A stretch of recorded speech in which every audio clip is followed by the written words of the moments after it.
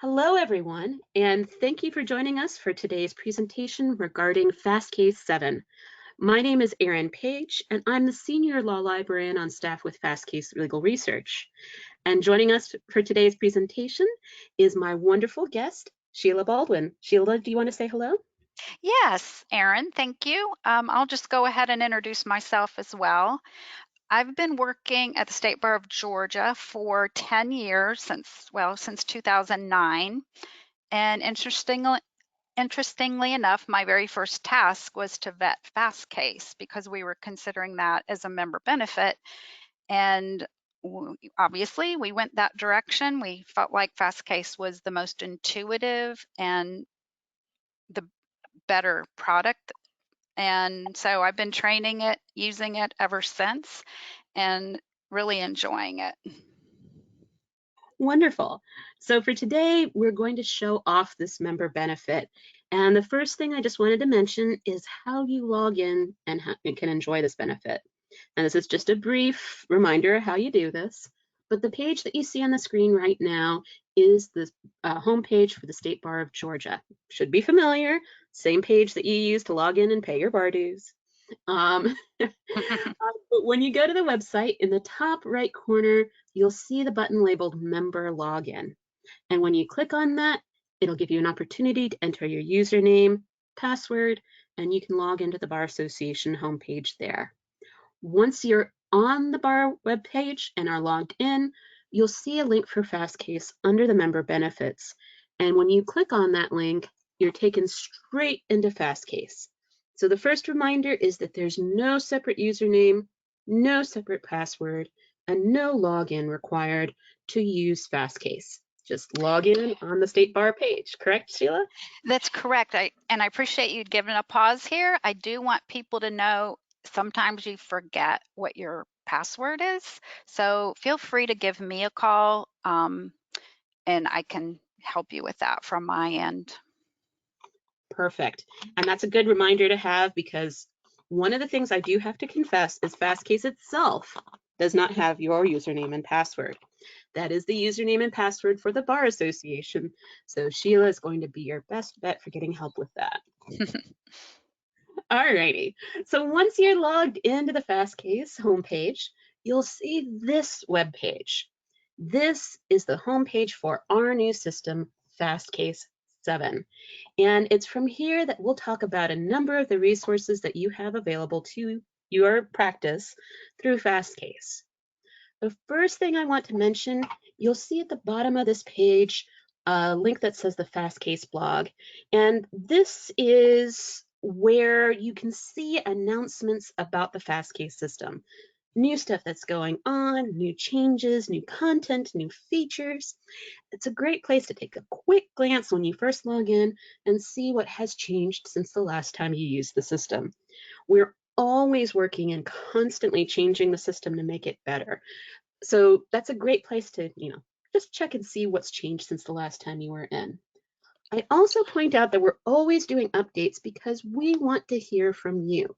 If there's something that you like or something that you don't like, please let us know because we listen to you and we try to make sure that the system works the best for everyone. So let us know whenever you have any of those suggestions. All right, now that I've mentioned that, the first thing I want everybody to be aware of when they're using Fastcase is that you have access to the Fastcase team. You're not on your own. You have plenty of support to learn how to use the system.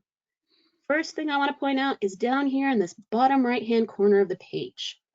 This is the chat button, and this connects you directly to the Fastcase DC office. So you can get assistance with your search phrases, with how to use Fastcase, just ask us a question, whatever you need, you can connect with us using this chat function. It asks you one or two questions, and then you're connected live with a law librarian like myself, or with a trained reference attorney. We'd be delighted to answer any questions that you might have. We don't want anybody to be frustrated, so this assistance is available from 8 a.m. until 9 p.m. Eastern Time. Sheila, do you have any suggestions about that as well? No, but I'm glad you brought it up because it's one of my very favorite things about Fastcase. It's just a great way to get a quick answer to a problem you're having. Perfect. All right. And in addition to having that method of reaching out to our office, I also want to point out that we have a ton of help and support materials. So up here at the top right corner of the page, you'll see this icon that looks like a question mark in a circle. This is the help and support menu. And from here, you can see a ton of resources designed to help you learn more about how to conduct research on Fastcase and how to get further assistance with our system. So if you click on more support, for example, it'll take you to our support page. And from here, you can see video tutorials, you can see our Fastcase user guides, and you can reach out to the support team by phone or email. Same hours that we saw for chat, 8 a.m. until 9 p.m., support@fastcase.com or 866-773-2782. So a ton of resources there as well. And you can see those, oops, my bad. You can see those links for the user guide right here and the tutorial videos right here as well. In addition to all of those materials about seeing and using Fastcase, one additional resource I want to point out up front, and this is the one right here at the top that says Boolean tips. Fastcase supports a number of different search methods, which we'll be going over in just a moment. But from here, you can see a chart of all of the connectors that are used in Fastcase. So these connectors are terms that you can use to tell our system how you want your search terms to be related to each other. And you'll see a list of those terms, an example of how they're used, and an example of the type of results that we have in our system for that particular search. So this is another great resource that you can use to make sure that you're writing the best search possible in Fastcase. All right, so let's talk about actually running a search in Fastcase. The first thing I want to mention is that Fastcase supports all of the major search methods. So if you have a particular citation in mind, or if you have a particular party name in mind, or if you have any other specific information about the document or case that you're looking for, you can enter that directly into Fastcase and get that specific result. So for example, if I wanted to look up 123 F third, I can continue to enter my citation and go directly to that document. But as you might have noticed, as I began typing in this system, a feature in Fastcase 7 just popped up. This feature is called Type Ahead, and it's a form of predictive typing. You might have seen this on other major search engines such as Google, Yahoo, Bing, things like that. But what the system is doing is it's looking to what you've typed so far to make suggestions for particular search phrases, particular cases, particular documents, etc., that you might be interested in. So as you noticed, I don't even have to type the full citation I had in mind, which was 123 F third 490. By the time I've hit the D in F third, it's already making that a suggestion for my particular search. Hey Sheila, can you give an example of how somebody might use this when they're running a search? Well, what I like about it is it saves you so many steps. I don't have an example right in my mind right at the moment, but you can, right, even from here, you could further narrow down by moving over to your jurisdiction and sources. If you didn't happen to see it right there in the beginning, and then choose narrow to your jurisdiction, that would, and then also the type of document you want. Right now we're showing case law. Maybe you also wanted to see, add something else to it. So I like that you can, it has a lot of versatility to it. Absolutely. So in the example I just gave you right now, I gave a partial citation. As Sheila was mentioning, I can further focus that by picking a particular jurisdiction or a particular document type. I can also enter other information I might have about the case.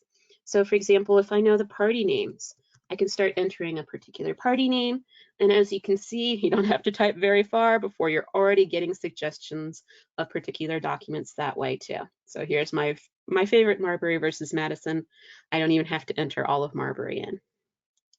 But since Sheila mentioned it, Yes, you can use the jurisdictions and the document types to focus any search that you're using in Fastcase.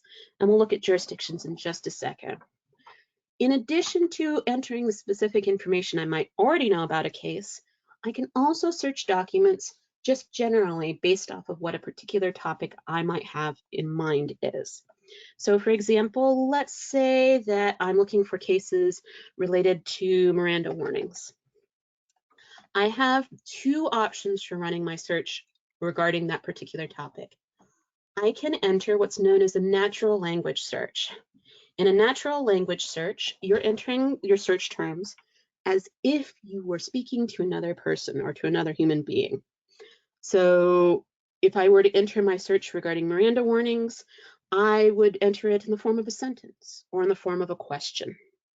Those are really super easy search phrases to format because it's just like writing a question. Now, I will also say that those searches tend to be a bit broad because you have not put any limitations into your search. So you haven't told the system that you're only interested if those two words appear together in the same phrase, or if those two words appear within 10 words of each other, or things like that. To get that level of precision, you have to use the final search mode, which is that you would use a keyword or Boolean search. In a keyword or Boolean search, you're telling the system you're interested in particular words appearing with a specific relationship between them. So for example, in the search phrase that I just entered, I'm telling the system that I'm interested in Miranda warning appearing as the phrase Miranda warning. So with exactly those words, in exactly that order, and with exactly that spelling.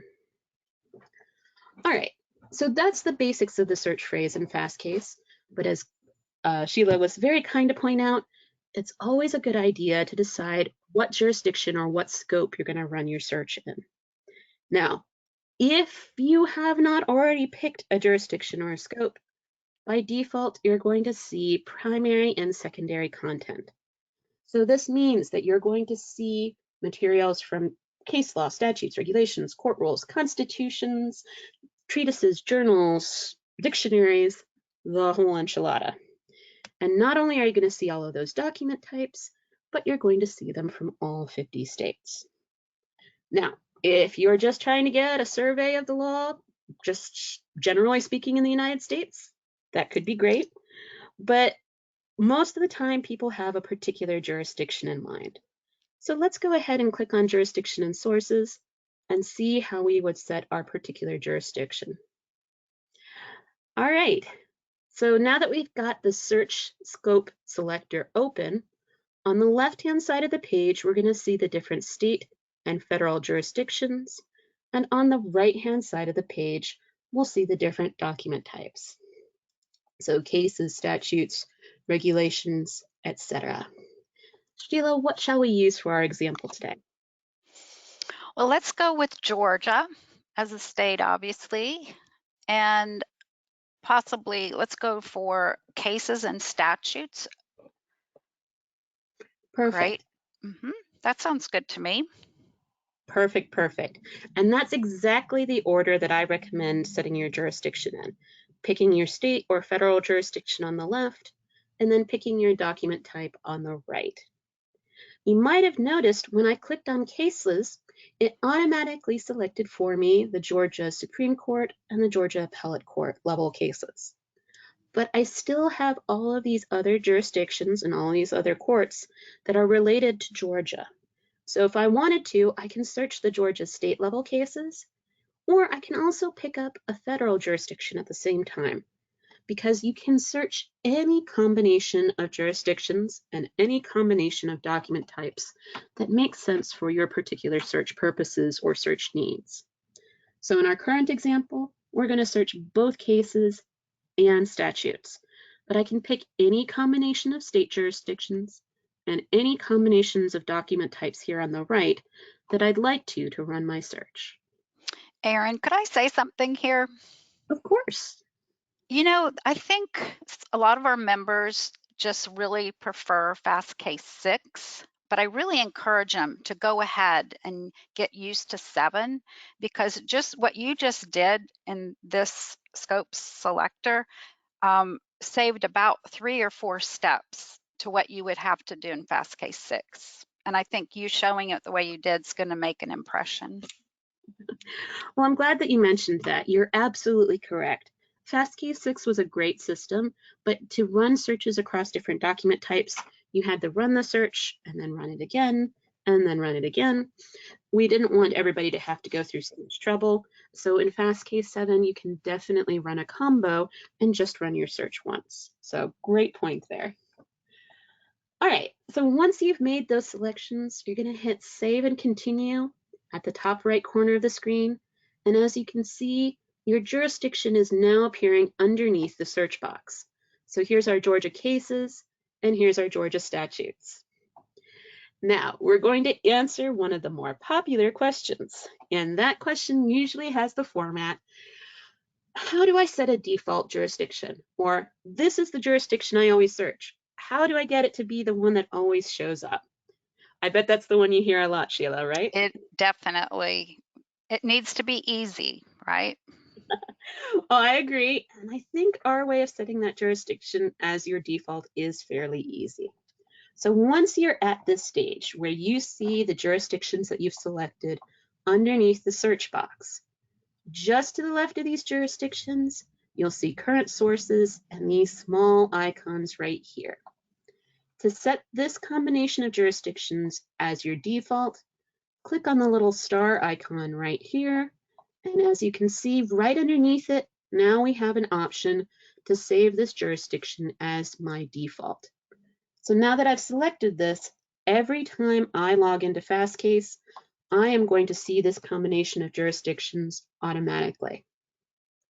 Now, this might be a great choice, especially if this is a combo or this combo and one of these jurisdictions is one that you use frequently, because you can always remove a jurisdiction. So if I no longer needed Georgia statutes, I can just click on this X right here and automatically have Georgia cases still available. Mm-hmm. All right, so with that, that is exactly how easy it is to set a default jurisdiction. And now we're actually ready to run a search. To run my search, I can either hit enter in this bar, or I can click on this orange search button. All righty, so here we are on the results page. And the first thing I want to point out from this page is up here at the top of the page, we still have our search box with our search phrase in it. This is super convenient because it means that I can update or change my search phrase right here on the results page. So let's say that I'm looking at my results and I decide, oh, I need to search within these results for something more specific. I want to search for Miranda warning when it's in a custodial situation, for example. Great. All I have to do is at the end of my current search phrase, type and then my new search term. Once I've got my new search phrase ready, I can hit that search button over here on the right-hand side of the page, and my results update live right here on the results page. So I don't have to go back to the search page and then go back to the results page. I can just continue right where I am, right here in the document. And this is also great if you're like me and you put typos in your search, or if you need to remove something from your search phrase. Happens all the time. Nobody is immune. You can modify your search phrase right here at the top of the page and keep rolling. Yeah, that's handy. I think so anyway. And it means you have to have that extra step of clicking on advanced search and then getting a modification. You can do it right here on the results page. All right, so now that we are looking at our results, we'll see our results here on the right-hand side of the page. And you'll see how many results there are here at the top of the results panel. Now, these results are currently in relevance order. Relevance order means that the more relevant results should be pushed to the top, less relevant ones pushed to the bottom. However, they don't have to stay in that order if you don't want them to. Up here in the top right-hand corner, we have sort by and then a little drop-down menu. And from here, you can pick what order you want your results to be in. So one of the examples that you'll see here is date order. Sheila, can you mention a reason why somebody might want to see their results in date order? Well, yes, I can. Let's say you're looking for, you're pretty familiar with this search. It's something you are accustomed to running, but you want to know, has there been anything more recent? So if you click on the newest, you're going to see anything that's come up in the last recently. I'll just put it that way. Fantastic. And that's the perfect answer for that question. Sorry to put you on the And spot, we but didn't even rehearse that, did we? no, we didn't, but that's perfect. And that's exactly the reason why I would choose newest to oldest. Mm-hmm. Or I could pick cited anywhere or cited here to see those seminal cases at the top of my results. Or alphabetically, whatever makes sense for your particular search. Incidentally, your results are also bottomless, which means that you don't have to worry about, am I on page 1 or page 10 of the results? Just simply scroll down and more of them will automatically show up. All right, we've talked about this right-hand side of the page. Let's talk a little bit about this left-hand side. First thing you might notice is at the very top left, it says current sources. These are the filters or restrictions that you've put on your search at the moment. So as we picked from our earlier jurisdiction, our search is currently limited to Georgia case law and to Georgia statutes. Now, can you guess, Sheila, how would I remove a jurisdiction if I no longer want it to apply? Well, you would click on the X. Very good. So I would hit this X right here, and now I have removed Georgia statutes as one of my jurisdictions, and I'm only seeing results from the Georgia cases. Now, let's say that you're interested in adding another jurisdiction instead. Well, you would come down here to where it says available sources right here. And it should by default show you Georgia just because that's what you had selected originally. But you can add any additional court or additional state or additional document type that you're interested in from any of these filters here on the left-hand side of the page. You know, I really like the numbers on the outside of that list, Yeah, because you're able to see where other cases that fit that, respond to that query are. And sometimes you'll see something in the Supreme Court or a circuit court that you could find quickly just by clicking on that. that's a great point. And that's a really great way to expand your current results without having to go back to the start for your search. So really great way of adding content to your results. In addition to those basic filters, we have a couple of other filters down here on the bottom of that panel. The first one I want to point out is the date range filter. So this allows you to restrict your search to a particular date range. Last 20 years, last 10 years, the last year, or you can enter a particular date span and hit this check mark to apply it to your results. So just like Sheila mentioned with the sorting earlier, you can also just restrict it to a particular date span if that makes sense. So under briefs and pleadings and motions in order, there's a little note that says, does that say new on the outside? That does say new, and you are correct. So briefs, pleadings, motions, and orders is some new content that's available in Fastcase.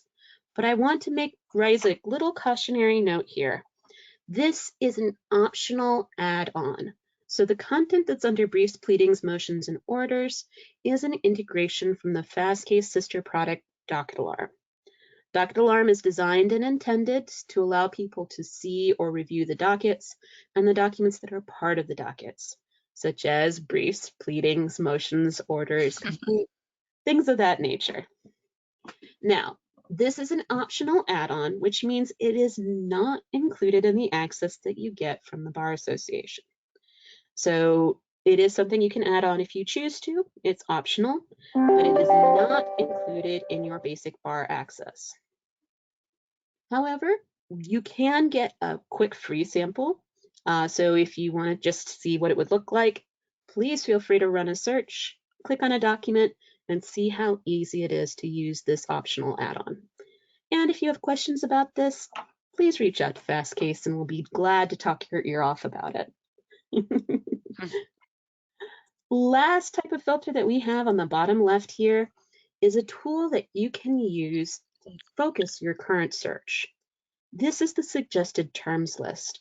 And what this is showing is terms of art and common legal phrases based off of your current search and search results. So let's say that you ran a search on an area of law that you were unfamiliar with.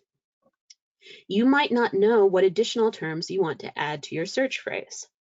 However, if you came down to the suggested terms list, you could see that, oh, maybe in addition to Miranda warnings in a custodial situation, I want to talk about what a custodial interrogation is. Great. Just click on the plus sign next to that term, and it will automatically be added to your search phrase, and your results will automatically update here on the right. You can That also really use, is, it's a great tool for just jogging your memory as well, I think. very much so, very, very much so. And you can also use it to remove terms or phrases that you're not interested in. So let's say you're looking at this list and you go, oops, I am not interested in the right to remain silent. I'm interested in the rest of the Miranda warning. Well, you can exclude that from your results and get your results very specific, very focused, very quickly. All right, Sheila, anything that I've missed or that you'd like to talk more about here on the results page before I continue? Nope, you're right on track. Perfect. So I'm going to take one moment and explain a pro feature that you'll see on the left-hand side of the screen here. And after that, we'll take a look at the document itself. So the pro feature I'm mentioning is up here on the left under the button that's labeled Timeline. So what this is showing is a tool that is unique to Fastcase called the Interactive Timeline. And this feature was designed so that you can take one quick look at it and know information about all of the cases that are a part of your current results. So let me explain really quickly what you're seeing on the screen right now, and then I'll give you an example of how you might use this in your day-to-day practice. The bottom or x-axis of this timeline is showing changes over time. So the cases that are towards the left are older, cases towards the right are more recent. The y or vertical axis of this timeline is showing me relevance. So without knowing a single additional thing about this timeline, let's give that example. Let's say that you had two clients coming into the office, and those clients are coming in with a little gap in between them, say an extra 20 or 30 minutes. You've decided to spend that gap doing a little research. So you run your search, you get your set of results, and you're like, great, I've got results. But where do I start? What case do I start with? What's going to be the best case for me to read in this limited period of time? Well, you could do a little bit of comparing and sorting and resorting your results. And by the time you finish that, your second customer is there, and that's the end of that time period. Or you can take a quick glance here at the timeline and know that anything in this top right-hand corner of the page is going to be a recent, relevant results, and probably someplace that's a good place to start. I love this feature. I'm a visual learner, so this is great. I also like to hover over so you can see something about the case quickly. Oh yes, and that's a really great way to get a quick excerpt from that case. Mhm. So as was just pointed out, each of these circles represents an individual case from your current results. But as I'm sure everybody has noticed, each circle is kind of a different size. And that's because the size of the circle is proportional to the number of times that case has been cited to. So the larger the circle, the more seminal that particular case is. The smaller circles, on the other hand, might have never been cited to. And if you notice the blue print that's right below the title of the case, it's a little hard to see, but right away you can tell how many times the case has been cited. Great point. So that is in fact part of the little bitty information that's available for each case. You might also notice a couple of colors on this timeline. Now, if a case has a red circle, that's a case that has a negative interpretation and might be bad law. So that would be a case that's been reversed, remanded, superseded, questioned, criticized, or is otherwise something you might not want to cite to. You will notice that most of the cases have a big gray circle. The gray circle is proportional to, as we said, to the number of times the case has been cited in the entire Fastcase database. But you might have also noticed that these cases usually have a large blue circle as well. The larger the blue circle, the more times that case has been cited to by other cases on the same issue that you are currently searching for. So this helps you deal with the situation where a case has more than one proposition of law. So a case addresses this issue, but it also addresses that issue. It's helpful, especially if you're looking for a seminal case on a topic, to take a quick glance at the cases that have the largest blue circle, because those are going to be the cases that are seminal for the issue that you're currently searching for. All right, so that's just a quick demonstration and explanation of this Pro tool. And again, you can see this on the results page. So this is the view that you see automatically when you run your search. And you can see that timeline by clicking on the timeline button up here on the left. All right, so let's go ahead and grab a case. Once I've selected the case, the document I'm viewing is over here on the right side of the page, while the results from my list are over here on the left. So this means that I can jump back and forth between results on my list without having to go back and forth on the pages. So I don't have to go to the results page and then the document page and back to the results page. Yeah, you don't have to do that. Now, if you prefer to see your document full page, that's fine too. The easiest way to make it full page is this little full page button right here in the top right. Or, and again, pro tip over here on the left, you'll see all of these little buttons here on the left-hand side of the page. The buttons that are in orange are the panels that you're currently viewing. So we're currently seeing results and the document. If I click on results, it will turn white and that panel will hide over there on the left. So that's another way that you can make the document full screen.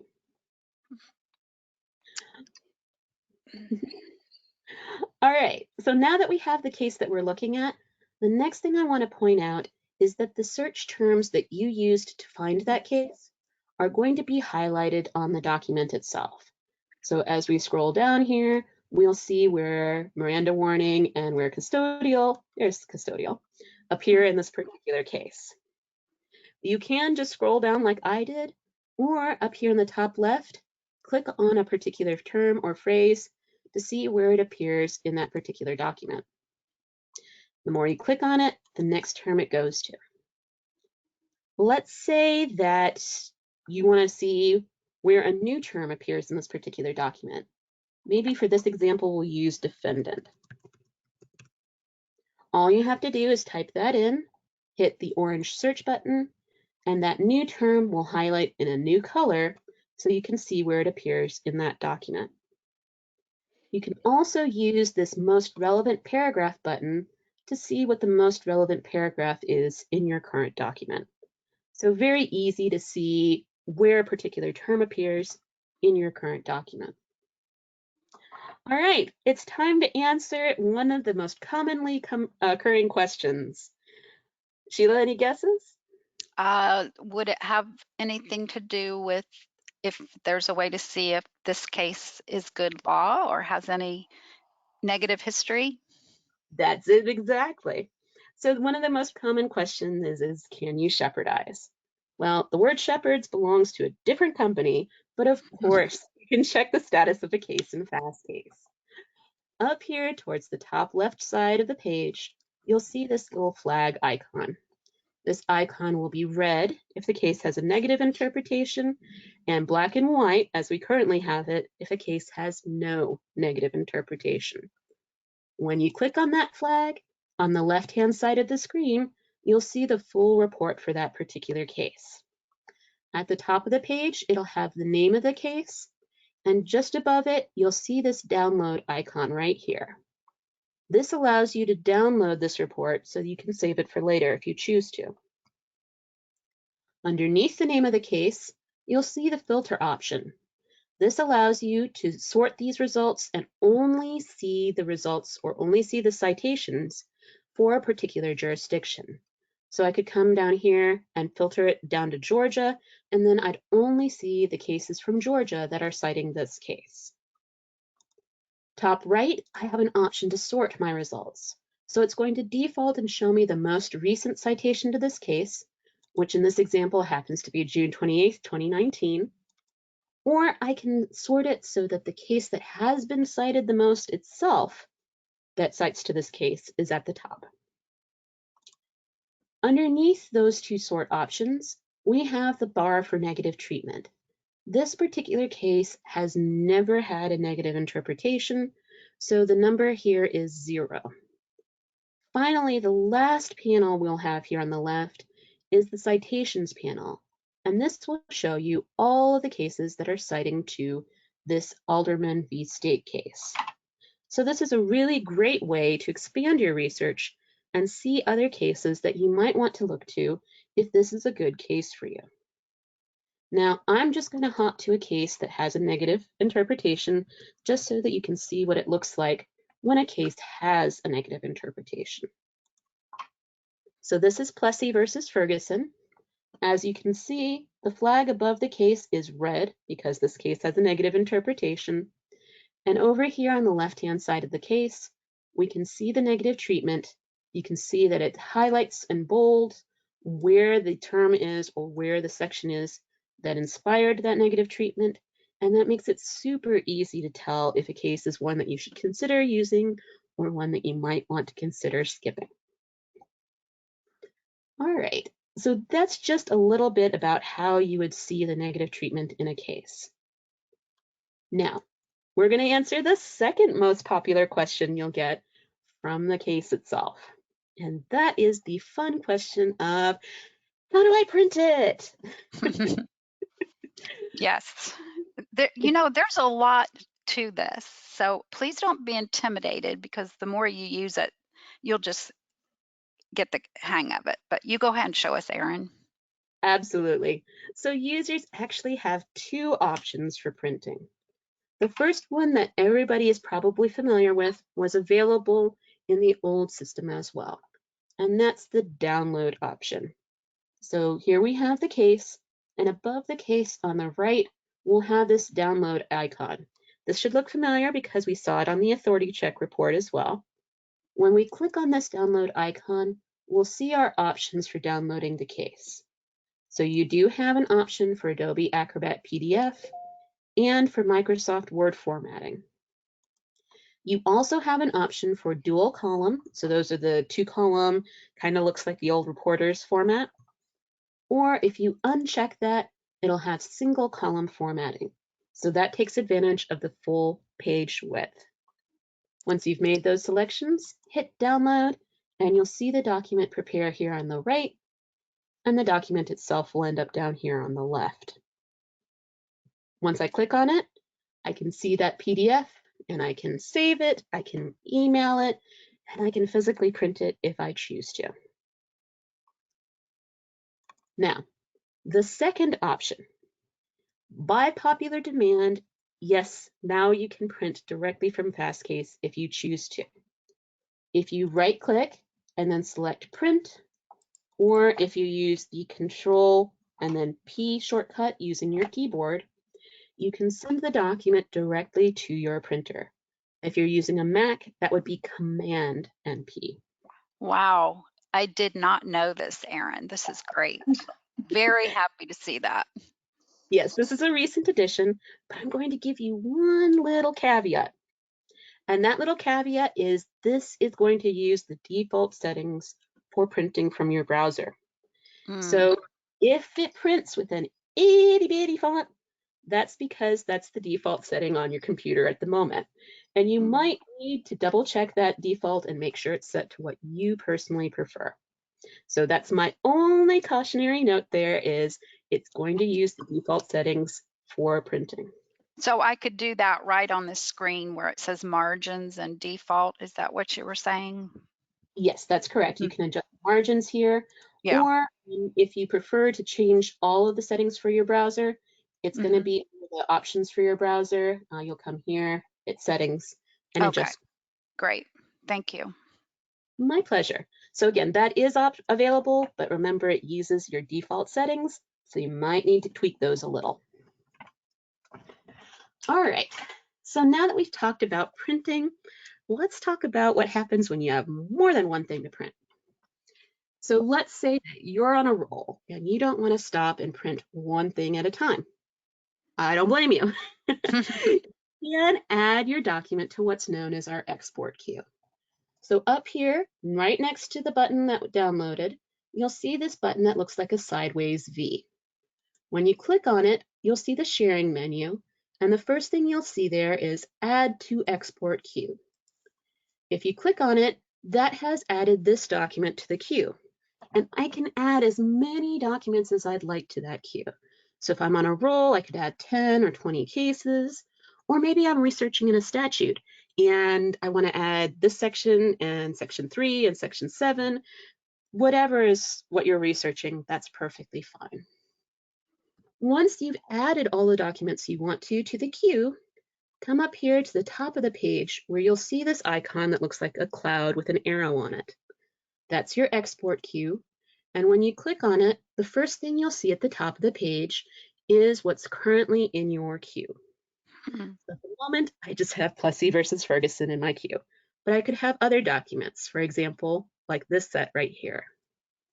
Once I've confirmed I have the correct documents in my queue, I hit export, and then I'll see my options for downloading that group of documents.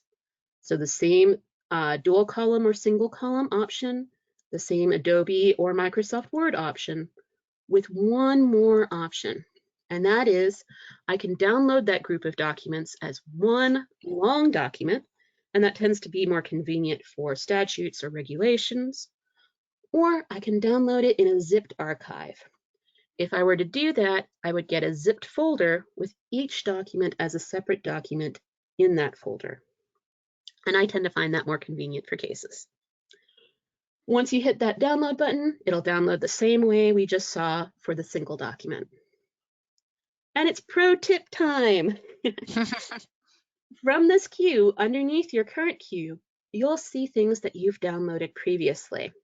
So if you're like me and you forget where you saved that to on your computer, you can download it anytime you choose to by hitting export again over here on the right. Hmm. Nice. All right, so since we started talking about that sharing menu, let's take a look at a couple other things you can do from there. The next option down allows you to email a document directly from Fastcase. So if you just want to send something to a colleague or to your paralegal or whatever you need to send, you can enter that email address and send it directly from Fastcase. When you do, the document you selected will travel in the body of the email. So you don't have to worry about, is there an attachment? Is the attachment going to go through? Nah, the document will travel in the body of the email, just that easy. The next option down is generating what's known as a public link. So a public link is a public domain copy of any primary law document in Fastcase. So what I've just done is I've generated a copy of Plessy versus Ferguson, and anyone that I give that URL, that website address to right there, can access the same case that I was just viewing with exactly the same formatting, the same pagination, the same citation, but they don't have to be logged into Fastcase to do it. In fact, they don't even have to have Fastcase access. So Hmm. this is a great way to share just one primary law document from Fastcase anytime you choose to. Gila, can you give an example of why someone might want to share a document? Well, I was just thinking if they had a client and they thought the client would be interested in it, but they don't have a Fastcase account, they're not an attorney, then they could see it this way. That is the classic example. Other examples include sending it to opposing counsel. Who Hmm. knows if they're using their Fastcase access? But if you send them the public link, they can see exactly the document you're referring to. So all kinds of use for this. You can send it to students. You can actually post these on websites or refer to them on your blog because Oh, the link is smart. available as many times as you'd like to click on it. That's great. So super easy to share that way as well.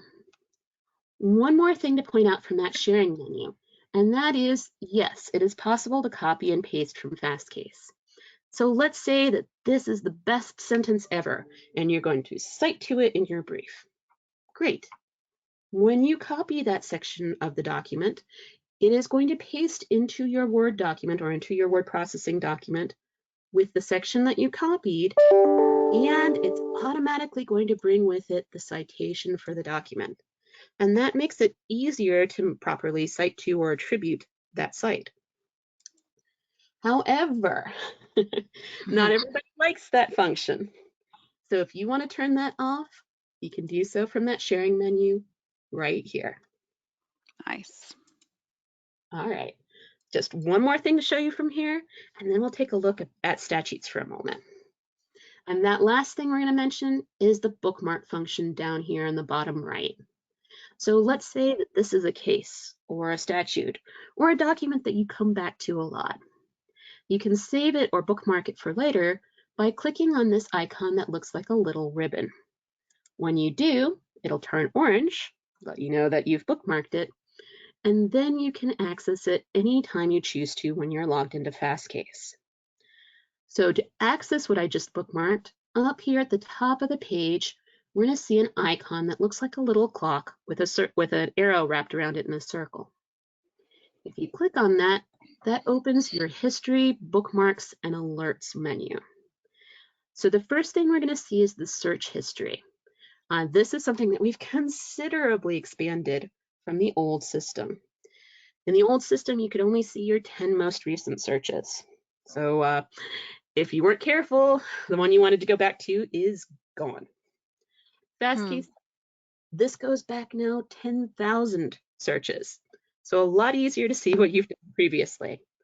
But I also want to point out that this is locked to your individual profile in Fastcase, which means for privacy and confidentiality reasons, you're the only one who can see it and who can access it.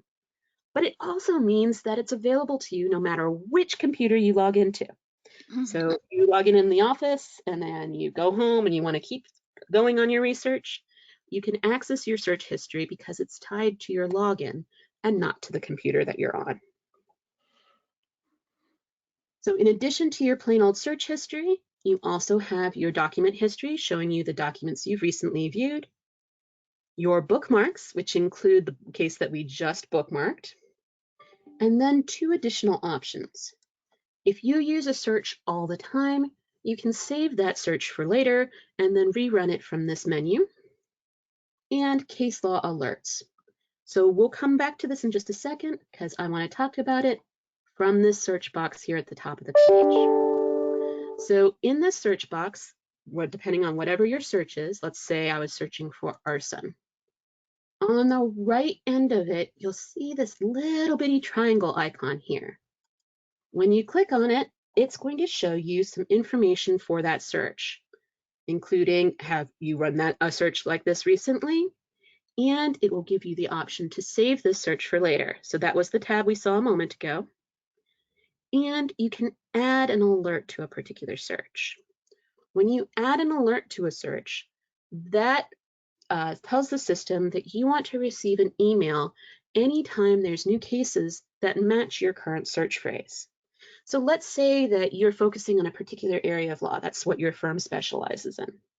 You can set an alert on the common searches that you need to stay up to date on, and then receive an email anytime there's something new on that subject. So I have set alerts in the past on a whole bunch of different topics, but whatever topic makes sense for your practice, You can then receive that alert on a daily basis, on a weekly basis, whatever interval you prefer, or whatever jurisdiction you prefer. And you can receive as many of them as you like. There's no limitation on how many searches and how many alerts you can set. Now, I do Nice. take it on your inbox if you set too many of them, but that's to each their own preference. Yes, I do love this feature. It's just a no-brainer. It's just going to keep you really on top of your searches and not miss out on something. I think it's Perfect. great. It's a really great, convenient feature. Actually, this is a good place to mention. As a reminder, your access through the bar is unlimited. So that means feel free to run as many searches as you'd like. Feel free to stay logged in as long as you'd like. 2 days, a week, till next year, doesn't bother us. Feel free to download or print as much as you'd like. I tell this as a joke, but it actually happened. I actually helped someone download the entire US code once. Oh I my goodness. still have no idea what he wanted to do with it, but you can do so. There's no limit on doing so in Fastcase. And please, please feel free to check any of the reports in Fastcase or any of the alerts in Fastcase as often as you'd like. You have unlimited access. Hmm. While we're mentioning that as well, let's talk about what type of materials you have available in Fastcase. So we talked a little bit about this, but your access through the State Bar of Georgia includes access to the primary law materials. So cases, statutes, regulations, court rules, constitutions, all of that information for all 50 states and all federal. Now, there are additional materials in Fastcase that are available as optional add-ons. One of the ones we mentioned earlier was docket alarm and those briefs, pleadings, motions, and complaints. But you can also see a couple of other secondary content in Fastcase that's an optional add-on. So I'm just going to mention, you see things like books or law journals. Those are optional, and if you have questions about those, reach out to Fastcase. We'll tell you more. All right, I promised statutes, so let's go talk about statutes for just a moment. The reason I mention statutes is that in addition to running a search in Fastcase, you can also use what's known as browse mode. So the browse button is here right next to the search box. And when you click on it, it will take you to this outline page. Now mine is defaulting to Maryland, but yours would default to Georgia. Once you have the jurisdiction that you want, again, like you just saw me do, you can change your jurisdiction by clicking on this Change Jurisdiction button here and selecting the one you want. On the left-hand side of the screen, you'll see primary law materials, and on the right-hand side of the screen, you'll see secondary content. For these primary law materials, again, they're going to be over here on the left, and they'll be broken down into cases and court materials, legislative materials, and administrative materials. Each library is going to have a couple of small icons next to it. If a library has a magnifying glass next to it, that's a library that can be searched. And if I click on that magnifying glass, it will set the jurisdiction to that library. If a library has 3 parallel lines next to it, that's a library that you can see from the index or table of contents. So for this example, let's use the Georgia Code. You can see that it has 3 parallel lines next to it. So this is one I can see from the index. And you can also see this little eye icon. This little eye icon lets you know how up to date a particular document is. So you can see when the last time that document was updated. Let's click on Georgia Code. And as you can see, we have the different editions available here. I can then click on the arrow next to the edition I want, and I will see the different titles. Then I can go from the title to the chapter, and from the chapter to the article. Let's use homicide. And then down to the section that you're interested in. So this is very convenient because, as you can see, the outline is still present here on the left, while the document that I selected is available here on the right. If I wanted to, I could go hopping around in this outline to the sections that I'm interested in. So that means that I don't have to search for each section one at a time. On the right-hand side here, we still have all of those features we saw in our case law example earlier, with one exception. Instead of having our flag for the authority check report, now we have a capital letter A. A is for annotations, and if I click on it, on the left-hand side of the screen, I'll see all of the cases that are citing to this particular section of the code. So that's a really quick way to see how that particular section of the code was interpreted in the later case law. Nice. And just a little quick note here about how quickly Fastcase updates. New cases hit our system within 24 hours of the case being released by the court. About a minute and a half after it hits our system, it's updated on every single report in Fastcase. So if this particular statute section had been cited to yesterday, you'd know about it today in the annotations. So that's a super quick update, super quick way to keep up to date on what's going on. Alrighty. Sheila, any questions before I give one more feature and then we'll close up for today? No, I did want to make a comment because a lot of these searches that we're viewing that you've done use the Boolean language, and we don't have time to talk about that, but this is something you can find on the upcoming webinars when you go to support. And I just wanted to make sure that's always a question when I do training, so you can get it on the Fastcase website.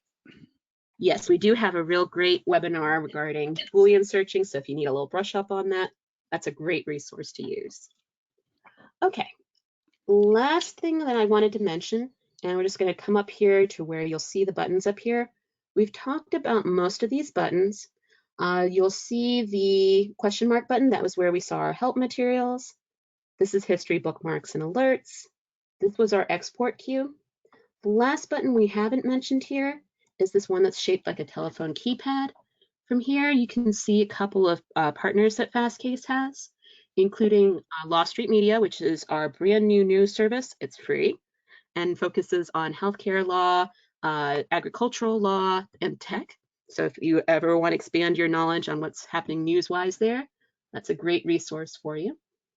And then the last button that you'll see here on the top right is your account button. And from here, you can see a couple of different settings or options that are available. So this includes your settings menu here, where you can decide if you want certain types of documents to be in your results or not. So for example, by default, Fastcase is going to show you the most recent edition of documents. So the most recent code, the most recent regulations, etc. If you want your search results to include those historic editions, you do have to mark that so that you don't get the results you're not expecting. And you can adjust certain settings, such as how your results are sorted here under advanced settings. So this is kind of a pro tip here, but this allows you to adjust what's considered relevant so that your results end up in the order that you prefer to see on the results page. And if you have questions about this one, reach out to Fastcase. This is a little an advanced feature, let's put it that way. The other thing I wanted to point out is your account management tool here. And this would be where you would adjust information on the Fastcase side. So if you have a new email address or there's a typo in your name or anything like that, you can adjust it right here in the account settings. Last thing I want to mention, if you're addicted to that old system, you do still have access to it if you prefer to. To go back to the old system, you just click right here where it says back to Fastcase 6, and it will switch you back to the old system. All right, Sheila, one more chance. Anything I've missed or anything you'd like to see? No, I thought it was wonderful, and I'm so glad this is being recorded. People can go back, they can watch the whole thing or sections of this. I think it's going to serve them well. And I do want to just say thank you to Erin, that I owe you a great debt of gratitude as well as our members, because a lot of people call me. I try to help them best I can. And for those really tough questions, you are my go-to. and you always come up with the right solution. So thank you so much for how you serve our members, Erin. My pleasure. And I was very serious when I said earlier that we are delighted to help with any questions that you might have, research or Fastcase 7 related.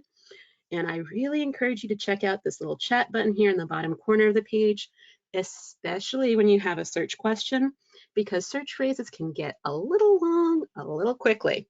So if you don't want to hear me reading out a really long search phrase, I recommend using the chat so you can copy and paste it directly from the chat, and you don't have to worry about, did she say quotation mark or question mark? That happens a lot.